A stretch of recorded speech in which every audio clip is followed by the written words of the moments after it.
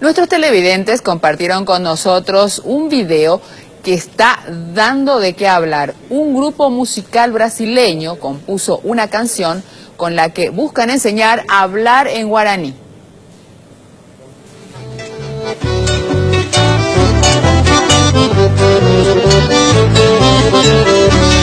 Se você que aprendeu Guarani, preste muita atenção.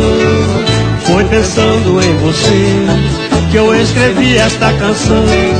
Eu não vou falar de amor, muito menos de paixão. Vou cantar algumas frases e fazer a tradução. Vou cantar algumas frases e fazer a tradução. Ejumico abre, venha aqui. Jarra de Aguatá, vamos passear. Jarra de Aquê, vamos dormir. Jarra de Egutá, vamos namorar.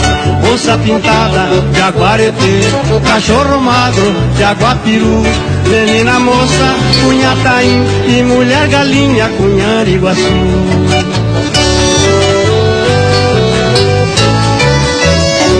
Gueru Lacanha, traz a cachaça, che amor por cê, eu quero beber, vou cair na farra, che aparrear, a noite inteira tu careja ver, acabou o dinheiro, o pama la plata, tá tudo bem, de porão vai ter, che amba a puta, eu vou trabalhar, da xereçará e não vou te esquecer.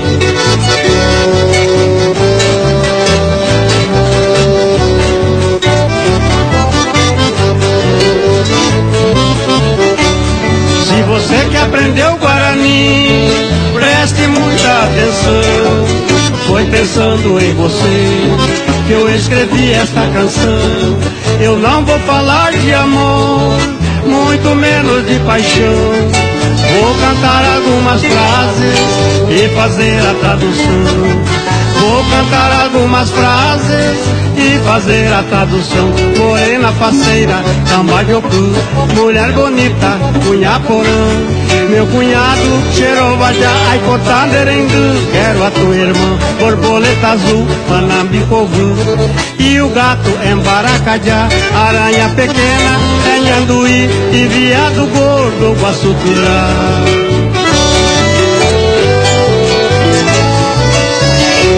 Pererequinha é Joimichim, Sapo Grande, Cururuguaçu, Roanhuacê, quero te abraçar, beijar tua boca, Retundejuru.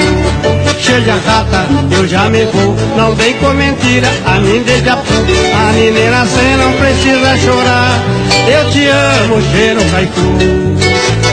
Ah, sí, sabía que, porque el haiku me estaba faltando. Y ahí, al terminar casi el tema, finalmente, bueno, hicieron la traducción también.